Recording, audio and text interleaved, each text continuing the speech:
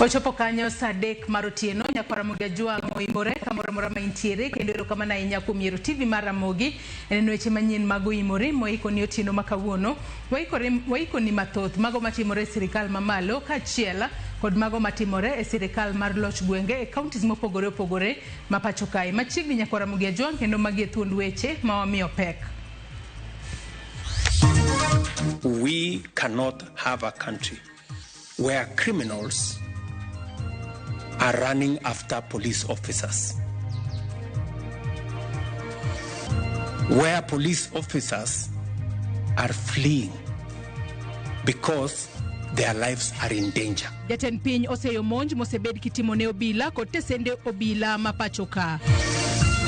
Kwa wakati huu tumesema ya kwamba jukumu letu kubwa ni mambo ya maendeleo kama serikali. Mambo ya siasa itakuja baadaye. Jatend migao mar teko Opiyo Wandayi onyiso oganda Luo oket pachgi e dongruok ma ok ng'anyo mathiro dongruok. Chorach ma nyithindo koduogo dala kinego gwendo jathinyis ni nwane ka ng'ama nie compound machiegni gi school gwende chamo kudni echo okwero gweno nyathi okwero nwa gwen. Sirkal ne ubu ne kaka nyithindo dhi bedo e lo mondo piny Kenya ne kabuto be mana nie Kenya. Pogo dhot, dirisha kod kor ot bedo matek e skul primary makabuto e Nyatike ka jonyuol yuago chal marach mar skul no.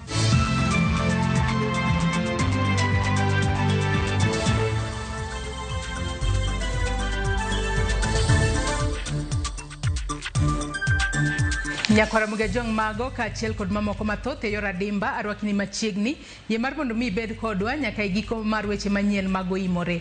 Nyinga Joyce Oduor, jaloko marwa en Wilson Ochuka. Inyalo ndikonwa kokalo namba mar ote machuok 33600. Facebook ibiro yudo wa achiel kachiel Ramogi TV X @Ramogi TV. Ka an bende inyalo tudri koda e Facebook page mara ibiro yuda Joyce Oduor, mbui mara mar X ibiro yuda @JoyceOduor_. Kawachako ni jatend piny Kenya William Ruto odok ne obila mapachoka kowacho ni ok obi yiene ng'ata obwog ngima obila e seche magintiere ong'ala manyime e chiwo arita e pachoka.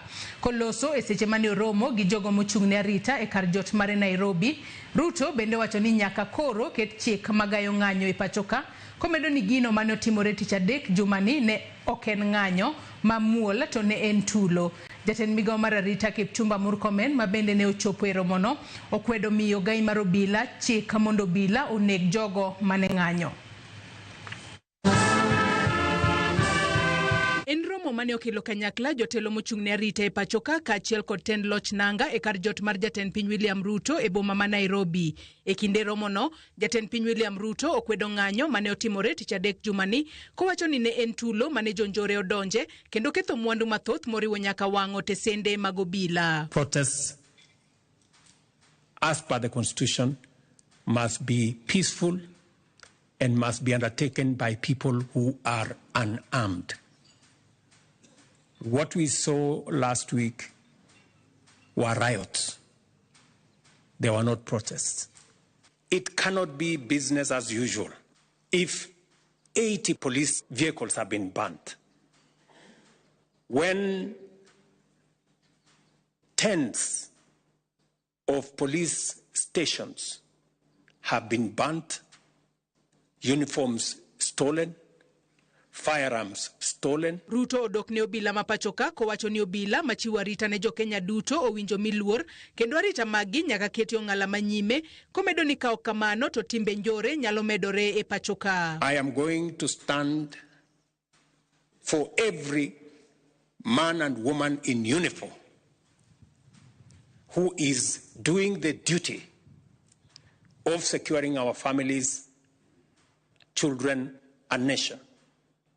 I will be there to make sure that they are not threatened, that they are safe, their children are safe, and their families are safe. Because that is the only way they can in turn secure our nation, our families, and our children.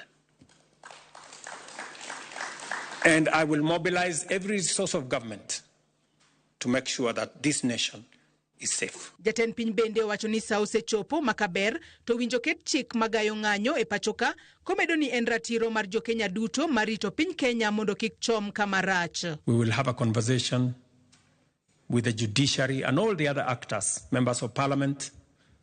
I think it is time we have a law that will regulate how we carry out demonstrations in Kenya. We must protect the right of those who want to demonstrate, picket, and protest. But equally, we must also protect the right of those who don't want to participate in the demonstration. We have a nation with great potential. Kenya is a wonderful nation. It is our responsibility to make this nation great. Jatend migao mar arita Kipchumba Murkomen mabende ne ochopo e romono okwedo chiwo chik ne ogai mar obila mondo obila oneg jong'anyo kowacho ni tich mokwongo mar obila en chiwo arita e pachoka. And I'm saying this with all humility. I cannot order an Inspector General of Police on anything because the Constitution denies me to do so. And I did not order the Inspector General or any police officer to carry out any extrajudicial anywhere. Your Excellency, what I did was to state the law. And as a lawyer, I have studied, read this law, and I understand what the law says. And what I told the police officers is, if you will not find me anywhere where I said somebody should be shot to be killed, you will not find me anywhere where I said that a police officer should take orders from myself. No. I restated the law and reminded them what the law says. Jalup jatend piny Kithure Kindiki koro yango ni piny owacho ok bidonjore ng'anyo mar jopiny kendo gibiro chiwo thuolo ne oganda jo Kenya chiwo pachgi ewi weche mopogore kata obedo ni e kinde mamoko parono nyalo pogore gi mano mar sirikal. Kane oloso e gwenge ma Kitui, Kindiki omedo ni kata bed ni jopiny ni kod ratiro mar bago ng'anyo gitime e yo mamuol maonge keth moramora magitimo. Bende nolero ni sirikal biro kedo gi jonjore madonjore kinde jo ng'anyo mar ketho hala ka omedo ni sirikal ok bi ling ka gige jopiny kethore. Serikali haitaingilia uhuru wa wananchi kufanya maandamano, kujieleza, kutoa maoni, kukosoa serikali. Serikali haitakuwa na shida yoyote, lakini vile vile serikali haitakubali watu ambao wanajisingizia ya kwamba wanatoa maoni, wanajisingizia wanaandamana, wanajisingizia ya kwamba wanatoa hisia zao, alafu wanavunja sheria. Mimi nikiwa hapa Kitui, nataka nitangaze ya kwamba hatutakubali kama serikali kuangalia wananchi wakiteswa, wakiumizwa, wamama wakibakwa, vituo vya polisi vikichomwa, mahakama zikichomwa, barabara zikiharibiwa, biashara za watu zikiporwa, ati kwa sababu kuna watu fulani hapo ambao ni wakora na wahuni wanajizingisia ati ni haki wanafuata. Piny owacho koro sidho ayanga chenro mar keyo teko sitima e gwenge abich e kar chung od bura ma Muhoroni e kaunti ma Kisumu. Chenro no ma koro dhi muonyo omenda maromo milion 460.4 ne olokore kar siasa kuma jatend migao mar teko Opiyo Wandayi yango ni sani gimiyo pek weche dongruok ka siasa biro bang'e. Millicent Adhiambo nigi ler mathoth. Sekondar ma Orenge e kar chung od bura ma Muhoroni jopiny noyuoro kar romgi mar chwoyo wang'gi chenro mar sidho ayanga keyo teko stima madhi muonyo milion 46.4 e alworano. Wandayi ne oriwore kod jotelo malworano e yango ni chenro no en ondamo manyiso ni sani sirikal miyo dongruok tielo manyime moloyo weche siasa. Nyalo paro ni ne nitie siasa moro e Kenya kae, siasa marach ahinya. Ni ng'ato wacho ni Kenya kae ndi chal campaign ma ji nitie kod shares. Ni kok ni goyo kura to in iongo shares. Ni jomoko paro ni Kenya ni en margi. Ni ka sirikal ok gitele, mano sirikal manego golo oko. Kwanza ka Europe gochopo. Kwa wakati huu tumesema ya kwamba jukumu letu kubwa ni mambo ya maendeleo kama serikali. Mambo ya siasa itakuja baadaye.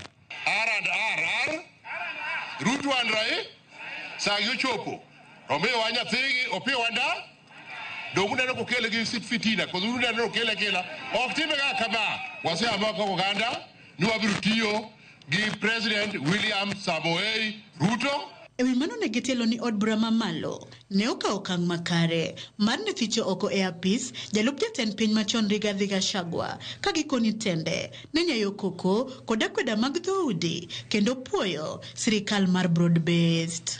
It was indeed a wise decision by the Parliament of the Republic of Kenya to have impeached that discredited former deputy president because he was sowing seeds of division, seeds of tribalism. We must applaud our leader Raila Amolo Odinga for accepting to work together with President William Ruto, because their coming together has created stability and a sense of tranquility in this country. Kotenore kod ng'anyo mar rapar mane rowere obago chieng' tich adek, Wandayi opoyo jo Kisumu kuom ne nyayo kwe chieng'no, ka bende okone rowere makaluo ni sani owinjore gibuon kendo githegre kod weche ng'anyo kamoro amora ma gintie. Kane utimo gima ber ahinya chieng' tich adek ka utamuru donje weche mag ng'anyo mok ung'eyo korgi katachgi ma ukwodo wi jachien nikech ne gidwaro ni Kisumu kaendi mondo wang'i. Nyithibagi oseng'anyo higni gi te, nyithibagi osetho, nyithibagi osehinyore.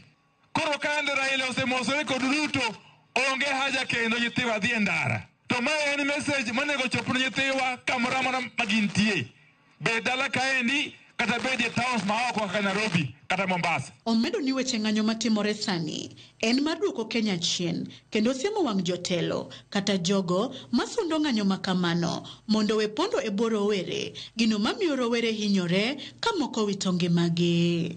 These Gen Z protests have now been hijacked by negative forces. We can't allow you to achieve your objective of regime change through Gen Z movement.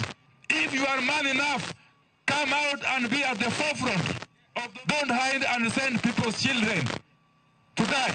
Wandayi bende osingo mar neno ni Muhoroni kod aluorane oyudo teko stima kaka owinjore. Bende otelo ni sirikal chano neno ni kembe makaluo ochier kaka yor loso nafas mag tije mabiro bero ngima jodak.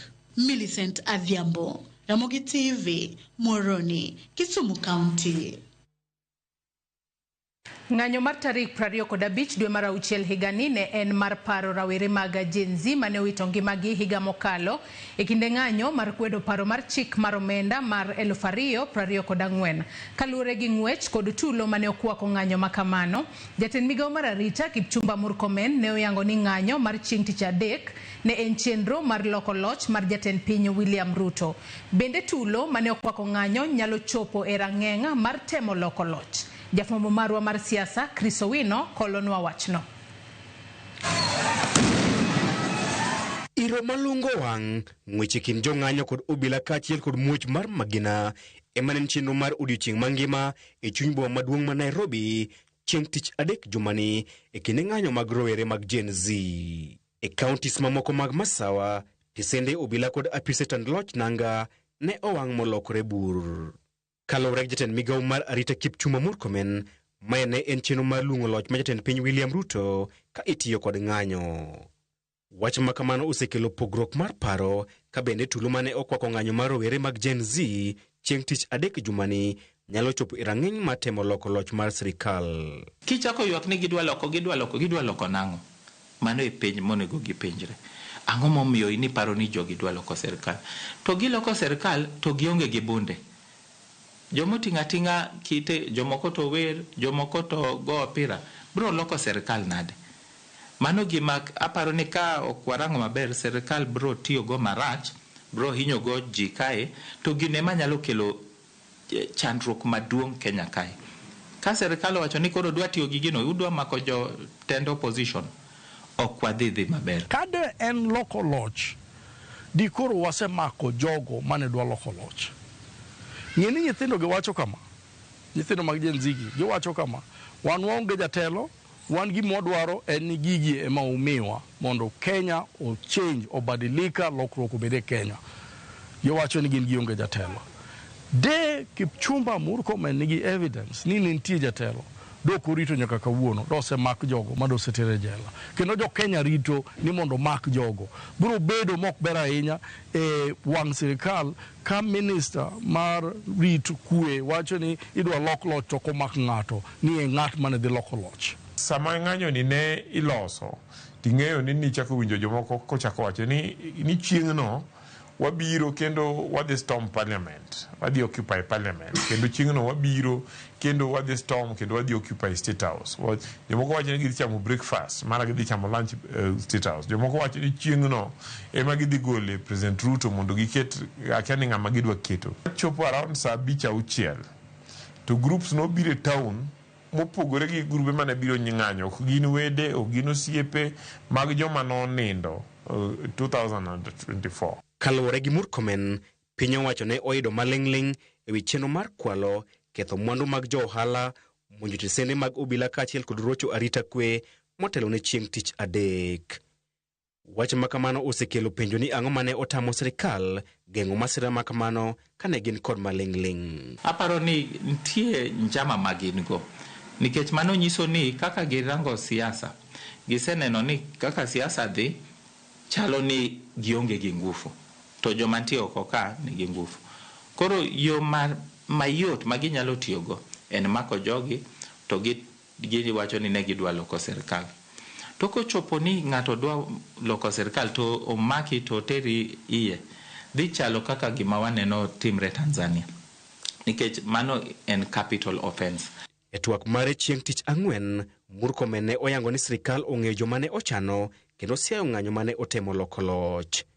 Ndalo adek bang'e, onge ng'ato ma sirikal osemako kendo chwalo e doho kod ketho matemo loko loch mar William Ruto. Ma ok en gima ber ahinya, nikech sama minister loso mowacho odhi ogolo press statement, ok ogolo ne jo Kenya kende, ogolo ne investors mantie e pinyni, ogolo ne jogo mantie oko madwa biro ka, ogolo ne jogo madwa kelo pesa e Kenya ka. Kadi po ni jok madwa timo gigi duto te owinjo ni nitie gimiluongo ni coup kata loko sirikal Kenya, iparo ni gibiro biro Kenya. Kisewacho ni udhi storm state house, ang'o mominya storm state house? Then parliament en symbol mar democracy. Katiba wacho e kipengele mokwongo mondi teko te mar siasa ni kuom jo Kenya, to ng'ata matiyo kode biro tiyo kode koluwore gi katiba. Ndalo machuok mabiro ema dhi yango ne jopiny adiera ewi lendo mar Murkomen poni sirikal omako jogo magiwacho ne chano loko loch mar William Ruto. Chris Owino, Ramogi TV, Nairobi. Achije moko abiriyo ondhi e gwenge ma Kikuyu, kaunti ma Kiambu tok apedha manotim bang' kuo mar moko kuom gige lweny e tesend obila ma Dagoretti. E kindego obila nofwenyo kendo yudo bunde kido mar AK-47. Kaluwore gi komanda mar obila e kaunti ma Kiambu, Doris Kemei, bunde no en achiel kuom gigo manokwal e kinde mane monj tesend obila ma Dagoretti tarik 25 jumani e kinde ng'anyo.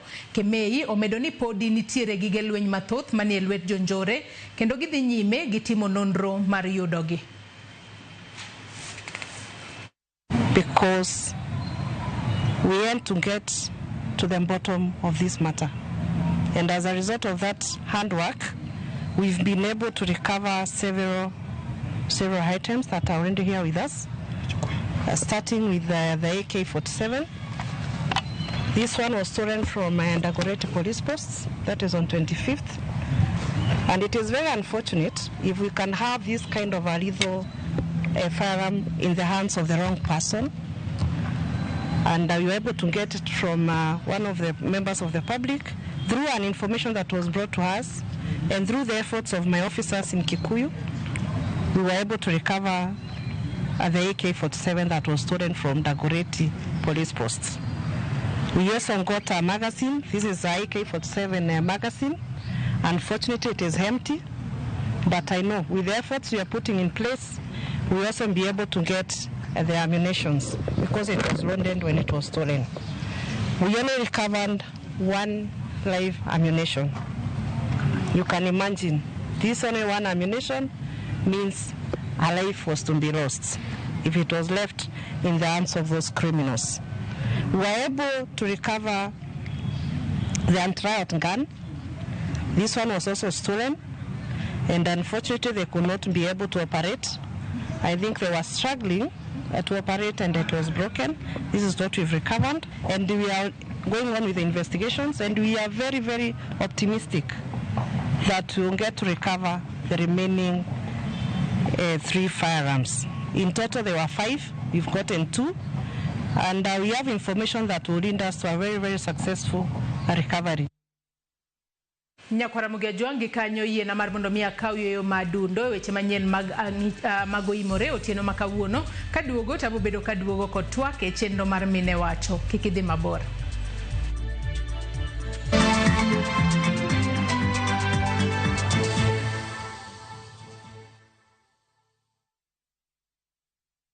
Who do you trust with your precious ones? Who do you trust to drop your kids to and from school? Who do you trust with all your packages? Who do you trust to get you to work, airport, or to that late night plan? Wigo. Introducing Wigo, your trusted ride. The ride with the most reliable, verified, efficient, and transparent drivers. With fabulous cashback incentives for passengers, each trip on Wigo feels like an upgrade. Download Wigo from Play Store or App Store or SMS Wigo to 20425 and ride with confidence. Wigo. Let's go.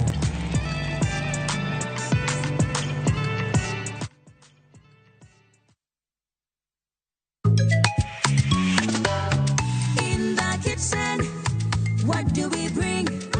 Break a cubicle string, flavor on a string. Pull it, tear it, crumble it. Let the fresh flavors all get in. Make it bit more tasty, family more healthy. Reiko cubes could string my bestie. Reiko cubes mingeucha, maridado mare miyo chiembi medo bedo mamit moloyo. Sani koro nitie packet manyien. Yud mari e duka kata supermarket mantie machiegni kodi kawuono. Viusasa brings you Ahadi. Hans and often returns home, but the truth he's hiding could destroy everything. Nataka ripoti ya Hans pamoja na mkewe. Will he inherit the riches or face a bitter reality? Anatokea mtu pasipojulikana, anakabidhiwa hiyo ofisi. Huu sio usia baba. Visit viusasa.com today and enjoy exclusive dramas.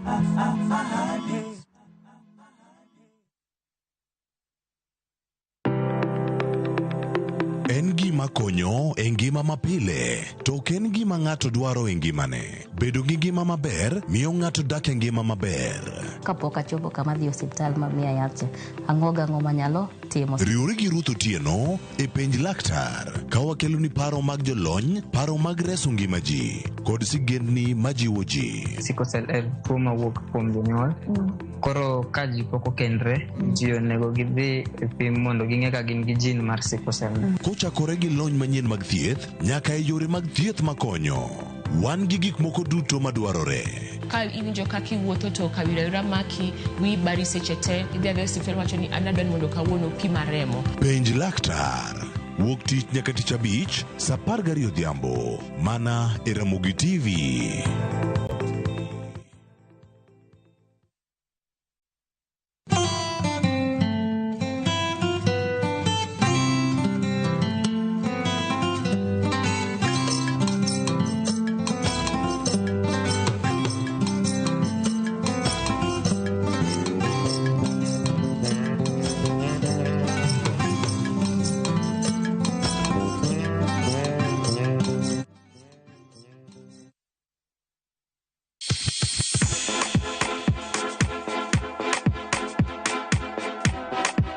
Isei korine miel. To bendi sei korine thumbe mamit manyien manyasani?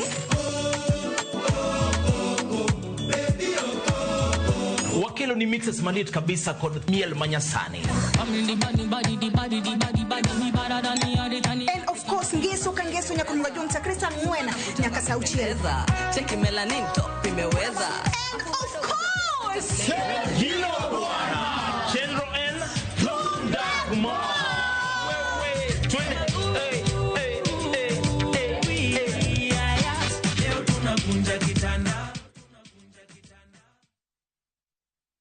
Nyakwa Ramogi, Kenya Eratil. Raila has a space to say what Gima Jakom Dwawacho. The opposition, nothing at the Supreme Court. Oliet Nyakwa Ramogi.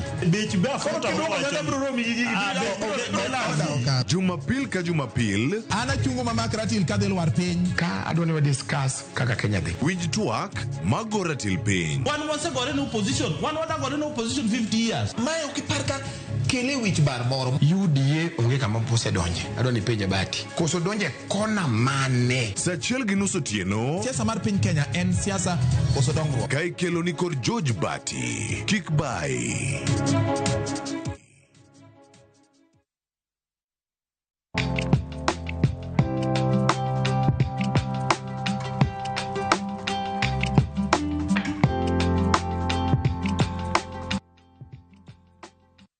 Machiegni kendo Nyakwa Ramogi Ajwang' wadhi mbele kod weche manyien mag imore kapok wadonjo e twaka e chenro mar mine wacho. Jomodak kod tuo mar maok thora mako ji maridho pien del mong'ere kaka vitiligo koro dwaro mondo sirikal okonygi e achiedh nade magikaloe ka bende gijiwo jopiny mondo rwakgi e kindgi. E romo mar hingo odiochieng' vitiligo manokelo kanyakla jotuo mag tuoche mahinyo pien del, jotuogo ywak ni koso ng'eyo e kind oganda osenyayo akweda gino mamonogi dago ngimagi makare. Simfros Okinda nigi ler. En wuoth machiel kachiel manokelo kanyakla oganda mopogore modak kod tuoche mag pien del ahinya mano maridho pien del mar vitiligo. Kata obedo ni en tuo ma ok thor mako ji, riwruok mar World Health Organization yango ni atamalo achiel mar oganda e piny ngima ni kode ka kwan jotuo e pacho ka ok oyangore. E romo manobagi e chuny boma ma Nairobi, riwruoge mopogore makedo ne ratich joma ni kod tuoche mag pien del noromo kanyakla gi jotuo mar golo dok e is jopiny e wi tuoni kendo jiwo jotuo e wi yore mag rito pien dendgi. Gimirima jotuo lera achiedh nade magikaloe e dak kod tuoni. This is my second marriage. So for them, they think that it's either myself or my husband is doing something bad. So probably God's give me a child with that kind of conditions. Tom Radido osedako tuo mar vitiligo kuom thuolo mar higni 20. Max ma rochere minene wang'agi nochako wuok e tienda ka pod dane primary school, so nok ang'eni ni Max gi ginang'o, but adhi agundua bang'e 2008 ka dhi hospital ka gisechako bedo mang'eny e denda ni tuoni en tuo mar vitiligo. Tom lero ni wuoth mar dak gi tuoni pok obedo ne mayot ahinya kalore kod akweda mabiro nikech ji matin kende emong'eyo e wi tuoni. Jomoko wacho ni en abomination, jomoko wacho ni itimo gik moko maricho richo e ngimani be. Community tengi oko yudo tich be ok yot sama in gi tuoni. Bedo ni en tuo ma ok thor mako ji mathoth, nonro mosetime thieth mare tin miyo yudo thieth tek. Thieth opogore and thiethego be ng'engi be ok ti. Jotuo koro ikwayo sirikal mondo konygi e yudo yedhe ma gitiyo godo pile ka pile ka jopiny bende okwa mondo orwak jotuo e kindgi. We allow you to stare and also to ask us questions about vitiligo. Otherwise, we are so much grateful and we advise people to read more about vitiligo. Ranyisi mag tuo vitiligo kochakore en pien del malokore marachar kata bedo kod lwar momondo. Ng'enyne ochakore gi e wang', lwedo kata tielo kapok okworore kuonde mamoko. Nonro yango ni en tuo mikelo ka nyinyo mag del ochako kare gi wegi kendo mono del golo melanin, gino mamiyo del rangi mare. Simfros Okinda, Ramogi TV. Nyakwa Ramogi Ajwang' e chenro mar mine wacho otieno makawuono adwa twak kod nyadendi Joyce Awuor. Nyadendi mosedak kod tuo mar vitiligo kuom thuolo mar higni 10 koro. Kata kamano kaluwore kod gigo ma ok nyal geng' nyaka sani koro osebedo jachir kendo nitiere koda e studio kae mar mondo mi opimnwa ne sigande ni to nobedo nang'o to nyaka kuma osechope ni gin okenge mage ma osegoyo mar mondo mi gikonye tiego jopiny mar mondo mi otie kata owere kod kwedo jogo ma odak kod tuo mar vitiligo. Oimore Joyce, iriyo nade otieno makawuono? Ariyo maber. Kinyalo mana fulrino ing'iswa ni Joyce Awuor en ng'ati wuok kanye to bori Nairobi ka itimango. Okay. Kuom nyinga iluonga ni Joyce Awuor. Sani adak kumiluongo ni Juja i Nairobi kae. To asetieko school koro pod antie harakati mar manyo tich kamae. Matiende ni sani koro wanyaluongi ni hustler, hustler. Joyce otieno makawuono, erokamano ahinya kuom kawo thuolo mari otieno makawuono. Kawuono wan Joyce arie studio kae. Erokamano ahinya kuom kawo thuolo mari otieno makawuono mar mondo mi bi watwa kotudore kod tuo mar vitiligo. In kaka achiel kuom jogo manitiere kod vitiligo e pacho kae. Joyce kinyalo mana ng'isowa ni vitiligo en gino manonyuoli godo kose nobedo nang'o? Okay. An vitiligo nokonyuola godo. Nochaka kanja primary school. Nochaka ka gi dot matin kamae e patwia kamae. Okanyalo wacho timeline mano spread godo nikech then within a very short time no se spread e wangate koro to nakia maber ni enango koro kuna seek medical attention ke at that time be nakia ngamora morama main goda manesa ninoga godo ngato koro kuna seek medical attention ila tu yani na feel ni might enango koro nan gi mawazo go lakini ok natim anything about it. To kiwacho ni ma en gino ma ok nonyuoli godo matindi ni noyudi e wi dongo. Jonyuol magi e kinde ma koro ne ochako tiwacho ni ne spread within a short period of time. Kinyalo nyiso ni ne en jumbe kose ne en dweche kose ne en short period of time maromo nade. To ere kaka jonyuol magi nokawe? Period mano spread goden around 1 month. Coca koso 1 month 1 to 2 months hapo jonyuol na gibe ne gikiani nango koro gibe na giwawani adil godo kaka ng'eyo nikech koro gibe gikiani gikonya nade nikech gibe pok gineno onge ng'ato e family man gi history no ama man godo maging'eyo ma dangi penja advice ama ng'angogo koro you are taking it slow at a time. Tiwacho ni noyudi ka intiere primary matene ni nyathi matin kacha to mokuongo kapok ne nidhi e school ni na ina sawa matene ni nionge koda wanyalo nionge koda vitiligo e kinde manidhi e kinde makoro nochako kaka nidhi e school e primary kacha nyithindo mamoko nokawie yo machalo na nikech adira wacho ni akweda en achiel kuom gigo ma jogo manitiere kod vitiligo thoro yudo. Mana kaka jiwache no en adier nikech abe an victim mar bullying, discrimination ge others like stares, verbal abuse sometimes. Nikech koringa ni magi jo class amane wan godo previously alafu wadhi e break kaduogo taduogo koro gibene gikiani ang'o motima koro jomoko wacho ni ang'o mowangi ni wang kidhi kwelo ama gichako wacho ni giluongi ni mzungunus or something like that alafu ng'eni gigone mi mawazo koro nan very high performing child nan very high performing kendo school nan favorite ma japuonj but koro nikech those things bullying no sechako donjo koro performance ga no dok piny not drastically moro ma wachni na rem but koro kunen kaka before kaka na perform chon. Wanyalo wacho ni moko di bedo number 1 koro ichako dok piny bedo kata number 2 number 3 number 4. To koro ere kaka ne iwuok e gigi te ka in primary kacha kaluor ni koro kidhi e school kacha to nyithindo moko nyieri nyithindo moko neno ni ne giwuoyo ni marach ni nyalo bedo ni nidhi wele ki wang ere kaka ne kaogi e kinde ma pod ni e school kacha tere kaka ni overcome gi? Koro nikech be natin koro ng'eni asira tem nengen kanga to yanyiti be yani ama alafu most of the time na avoid people kabisa koro nachako leo school sana adhi sesemoko kadhi especially ndalo parade no kadhi gani ng'eni kichunge parade gi line gi jitene ni koro especially days of parade Monday and Friday no kairoga this school but overcoming awachani na learn to have a thick skin nikech ok ni ne giweyo but koro an mana ahamwa kech koro ok nanyalo we school an ahero somo personally koro na have to grow a thick skin to endelea atukuru nyaka sani mich somo bisetieko ni dhi high school idhi nyaka campus wacho ni setieko campus makoro sani koro intiere oko kati inachiel kuom jogo makoro nitiere job market umanyo tije ngimo sebedo yo machalo nado bisetemo kata fwenyo temo manyo ndache ni gini to ne ochakore nade to ang'o makele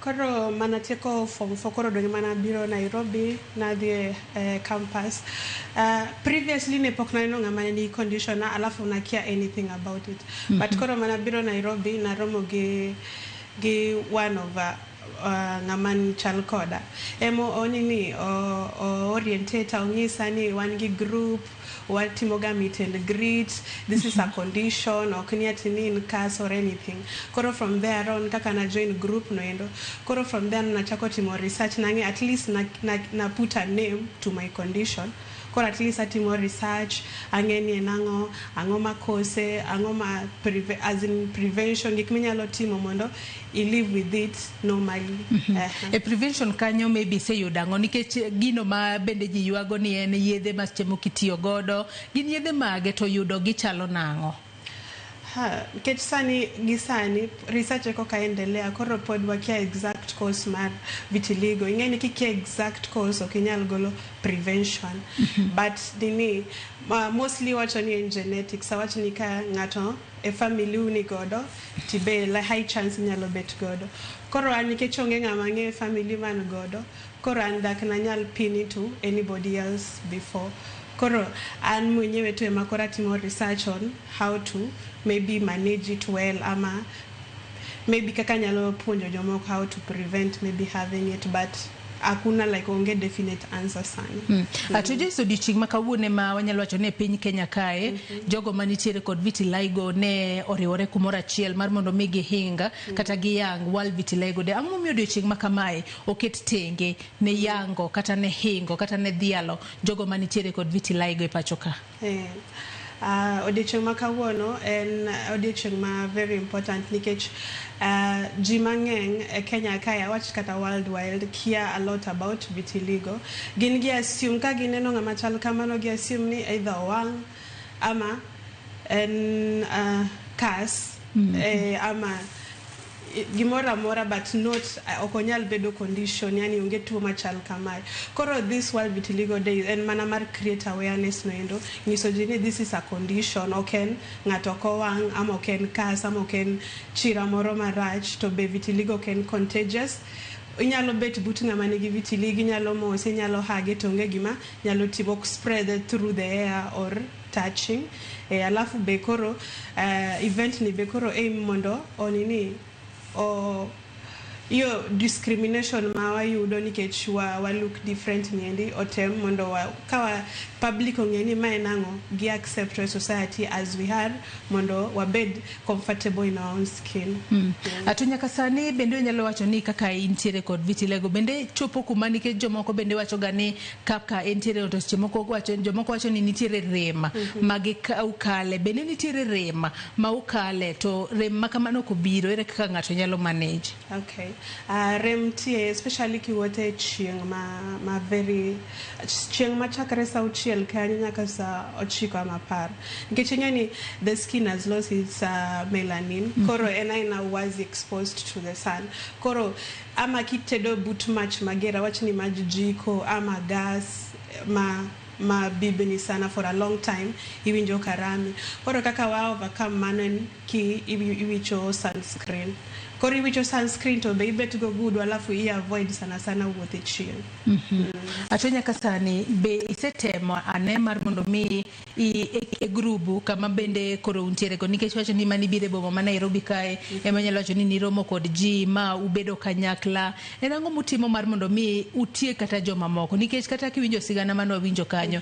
iwinjo ka miyo mane koro ene wendo modhial e romo manuntiere godo kawuono owacho kaka en bedo kod nyathi mantiere kod vitiligo seloko ngimane gik ma ji wacho kuome nomiyo kata kenyne mokwongo nokethore ere kaka utiego kata jomoko obed jonyuola obed jogo manitiere kod tuo no ma ok dwa accept jogo mantiere kod condition mar vitiligo En mana wuoyo kodgi alafu nyisogi be ni owa recommend seeking therapy nikech sometimes kaka ikawe en very different nikech people gin gi reaction especially joma ochako gi koro ka gidongo kabisa especially joma wacho ni ochako gi ka gin over 20 years ingeni nok ging'iyo gi something very different koko biro kuom gi koro wangiso gi mani en mana advice mana kaka inyalo accept yourself to ka utami sana to seek therapy.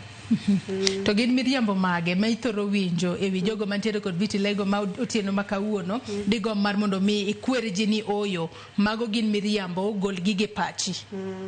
Dongo miriambo mokwongo nyalo bet ni en wang'. Ok en wang' nikech wang' I think been different kata kineno in terms of pattern and all and very different. Alafu vitiligo ok en kas ni timo gimarach koro Nyasaye chwadi ama ok en kas ama ni jodala unone koro ang'o goendo. Alafu vitiligo ok en fault mar ng'ato ni oyudo ni ni maybe no temo bleach ama ok ni ng'ato ne temo bleach ama ne tiyo gi modhi mang'eny momiyo yude en aina gima autoimmune ochako kende to nyalo mako ng'amoro amora ibed nyathi ibed jaduong' ibed nyako onyala mako ng'amoro amora koro stereotype mani ati ni en kas ni kimulo ng'ama nigi vitiligo kibet bute to nyalo yudo mago stereotype moro beni waweyo. Ne jogo manitiere kod vitiligo ne bed joma dongo bed joma janyuol mantiere kod nyithindo nyathi mantiere kod vitiligo jip mane minyalo jiwe godo tieno makawuono kwatieko. Journey mar self-acceptance is very hard and okay, 100% don't take step by step, but just learn to accept yourself. At the end of the day, onge kiwa sani manyalo wacho ni chiedhe morum. Koro is either you choose to live ama ithoge depression. Koro just accept yourself, try team activities mami more, romgi joma osiepegi. Inen kiki bede ot kendi ni iloro ni feel ni in outcast learn to be gijomoko attend events interact network kamano. Joyce ngisa ni ntiere kod wer moro mano mar vitiligo madego mbweda no otieno makawuono madwa ni watiek godo ka watieko twak mar otieno makawuono. Tulen mari kingiyo mana kamera ni. Okay. Well, and wer mandiko choe koro adhi wacho mana adhi wer mana chorus stanza mogogo karo to ye kaido producer vo golo but koro adhi wacho mana stanza mawacho ni the skin she's in, he tells a story, a journey of strength, of courage and glory. She is beautiful inside and out. Don't let the skin define her. There is no doubt. Where ane kendo correct no med mara kwatieko no enya dichiel. The skin she's in, he tells a story, a journey of strength, of courage and glory. She is beautiful inside and out. Don't let the skin define her. There is no doubt. Poch ge pak intiere kod duol mamit mano mar wer. Erokamano ahinya Joyce Awuor kuom kawo thuolo mari otieno makawuono mar mondo mi bi wapuonjo piny kotudore kod tuo mano mar vitiligo. Nyakwara Mugi Ajwanga geno ni sepuonjori mathoth kotudore kod tuo mar vitiligo. Ok en gino ma ng'ato nyalo wacho ni en chwat kowuok kuom Nyasaye. Ok en gino ma seche moko inyalo wacho ni en gino ma seche moko kaluwore kod richo misetimo. En gino mabiro kaluwore kod genetics mag del. Nyakwara Mugi Ajwanga wakawo yuyo madundo gi sani kaduogo tabo bedo kaduogo kod weche manyien mamoko chenro mano mar oimore otieno makawuono. Kik idhi mabor.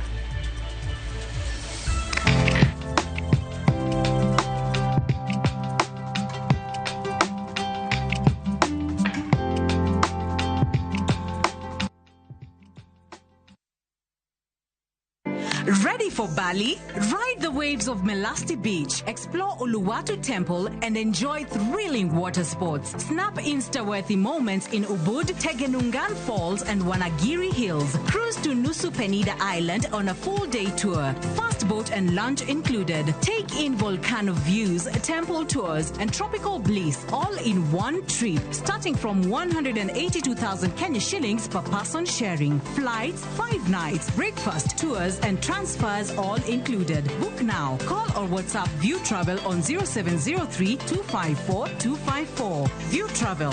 Dream, explore, discover.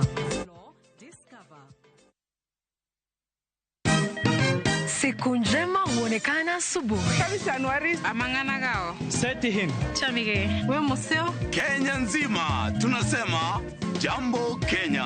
Wax, tiki, taka. Twende sana my people. Hapa ndo nyumbani kwa muziki wa Afrika Mashariki na malezi ya vipaji. Sasa tuko tayari ku drive on. Mibibi na mijize. Leteni porojo sasa. Kwa habari za kuaminika kutoka kila pembe ya nchi. Are you ready? Leo kati ya Ingwe na Gor Serikali. Hapa ndio home. Wawa. Radio Citizen. Radio number 1. Radio number 1. Chakre kit ngima joluo machon amiya gwatani od jaoda maduong' mondilo temena nyaka ngima masani. Kada hol pesa ibuchni na biro loso go ore. Yasayo kuoki nyewa nokei. Wakelo ni sinema manyiso kit ngima ji. Kana luokre kin rabolo kago wanga kon tena no nyithindo. Lakini wabia nam ondone kama ngato knie ngato ngech nambi ngima na ng'erieko mag jodongo pek mar hera. Mokwongo jonyuol ni kitigri.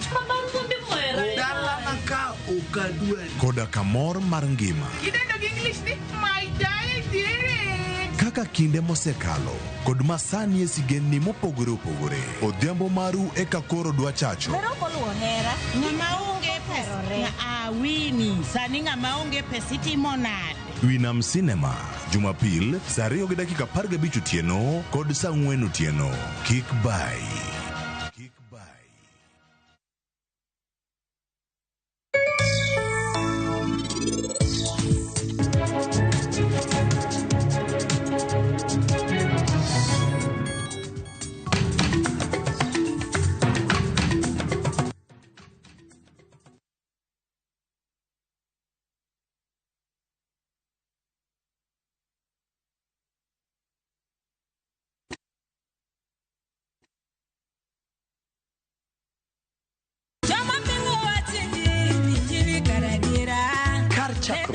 Wach ne nitie. Wach ne nigi Nyasaye. Kendo wach ne en Nyasaye. Jumapil e chenro majiwo yieni, chenro maketo chunyi machiegni gi Nyasaye. Juma ka juma wakelo ni wach man gi teko, wach makelo geno. Ma oken shoya, ma en kanisa, mae wach Nyasaye. Kawariwore kachiel kod jotich Nyasaye mamoko mochiwore, mowal kendo mogwedhi. Okodeo hiki kit chwech kata kanisa ni. Injili kalo. Kokelni kod an jatich Nyasaye Ben Otiende. An Roda nyar kokitmo. An Ken the DJ. Wan kai nikech injili mitnwa. Wan ka nikech herane mosiko. Wan ka nikech in. Injili kalo. Manera Mugi TV.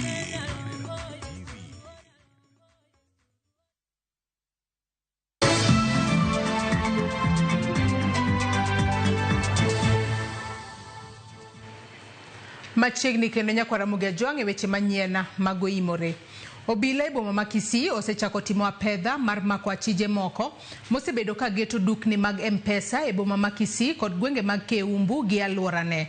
E kuono mane otimore Keumbu, tipo mar wang' dede nomako mine 2 ka luoko wuon duka M-Pesa omenda maromo 94,000 e dakika mathisa. Luwo nonro mag simbegi noyudo ka gin e gwenge mag Mulot. Jailieta nigi mathoth.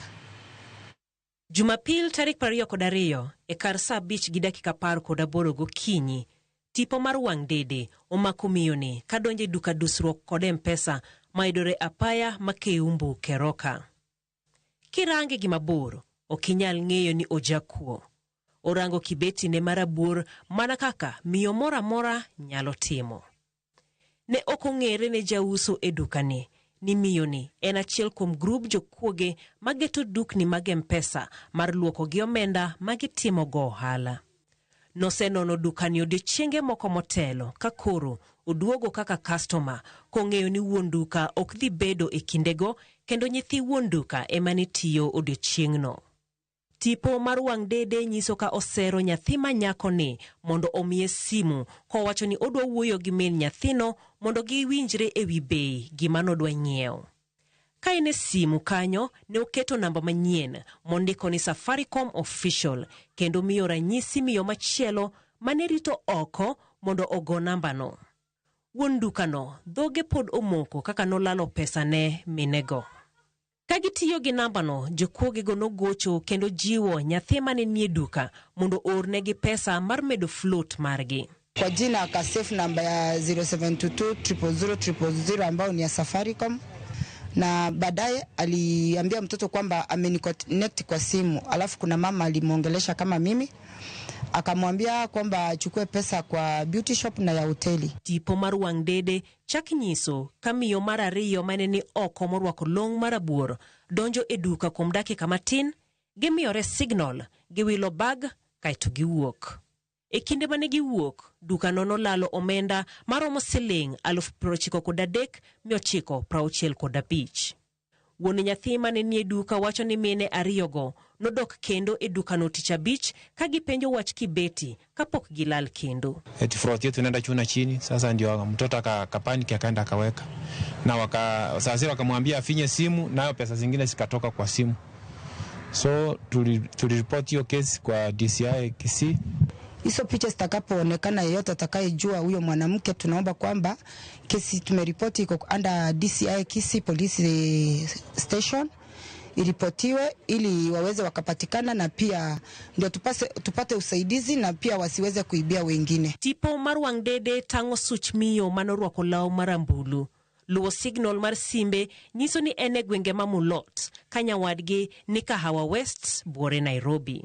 Ne jogo ma jokuoge yosekalo kuomgi, ginyiso jowetegi obed motang' ne kastembe mabire duknegi. Na tunaomba watu wakuwe macho sana, na wanawake wao wanatembea kila mahali, sio hapa peke yake. Ni kama wanasunguka Kenya mzima. Jailieta, Ramogi TV.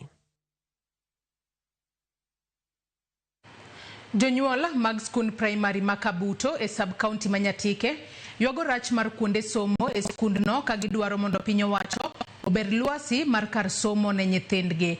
Jojuma gi mathoth.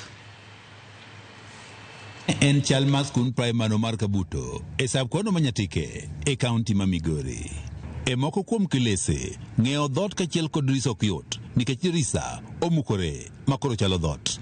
Moko kuom jopuonjre donjo klas ka oluwo dhot, kamoko bende donjo ka okalo kuom dirisa. Sirkal one ubu ne kaka nyithindo dhi bedo e lu mondo piny Kenya one Kabuto be mana ni ei Kenya. Skundwa ni odhierowa ni to bende en achiel kuom skunde ma sirkal ma Kenya ong'eyo. To ka en ang'o ma sirkal timone? Wasewuotho kwaneno skunde ute ogere mag JSS. Skundwa ni waonge kata moro, wan mana gachiel. Maya sime jonyuol ochiwagi kaluwore kod lwasi marach mar somo e skund primary ni. Kabende kwayo margi en ni mondo koro piny wach koro ber lwasi mar somo e skund ni.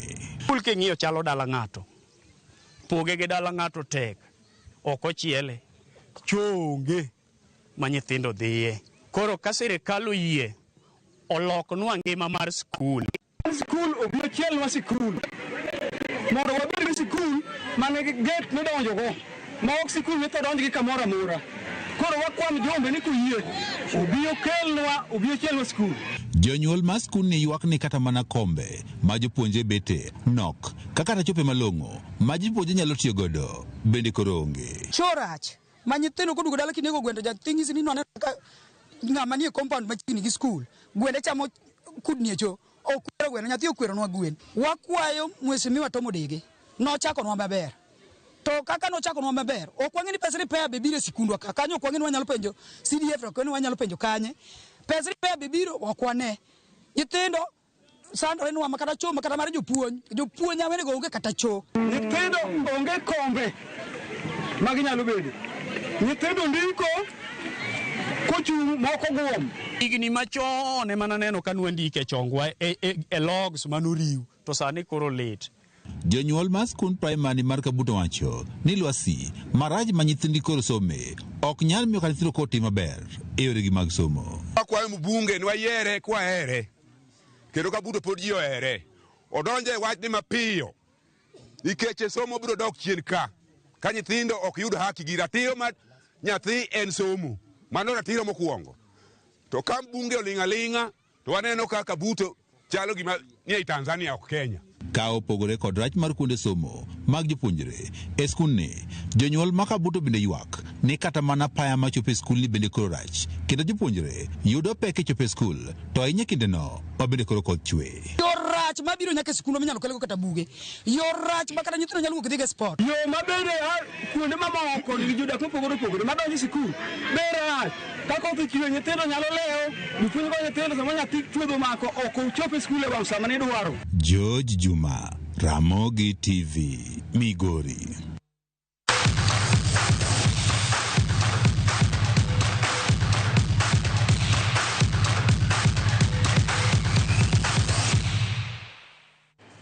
Tielo mar 25 mar ng'wele wa Safari Marathon noywayo jong'wech moheo 1,500 kendo chopo dwaro mar jobag tukego.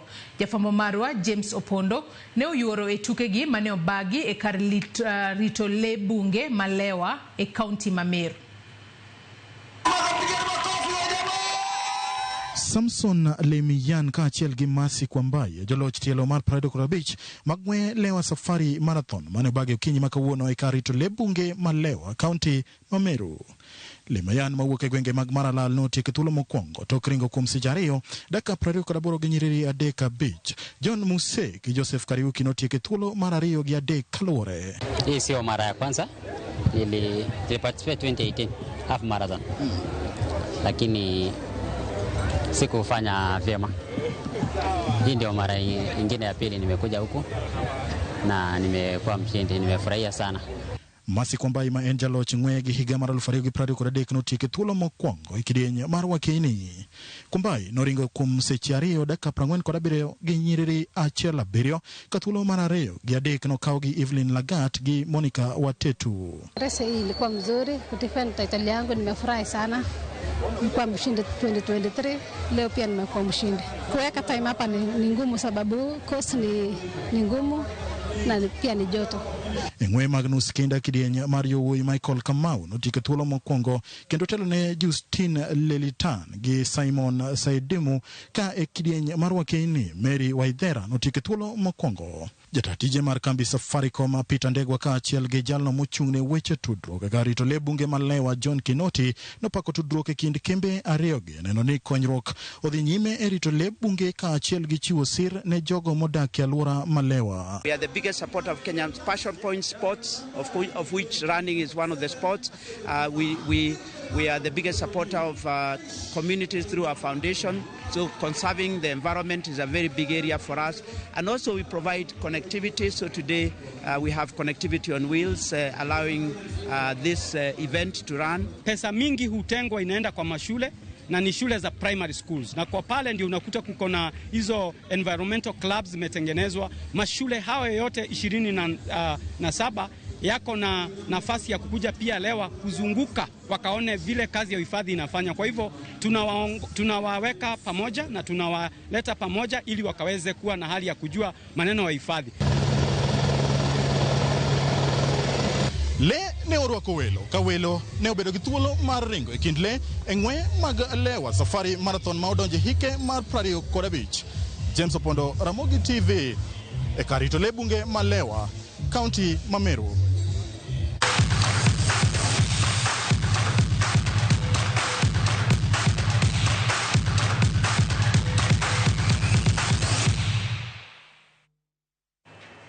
Nyakwara Mugejwangi kanye machopo gode giko mar weche manyiena magoimore. Erokamano ahinya kuom bedo kodwa nyaka gisani mwachope giko. Anno ka ikiwacho ka en Ramogi TV, Joramo Wiyo jagawo mawuoda hero saka ni Joyce Odur nyisna sieso pi wandai kano yo Kasuna Primary School benie serikal oparwa gi stima wan be aya ng'eni stima bo ber ka iketo e kor gwenge mopogore opogore mapacho ka nyakwara muge jwang ibed kod otieno maber oriti masani nyinga Joyce Odur nantiere kae kod jaloko marwa Wilson Ochuka.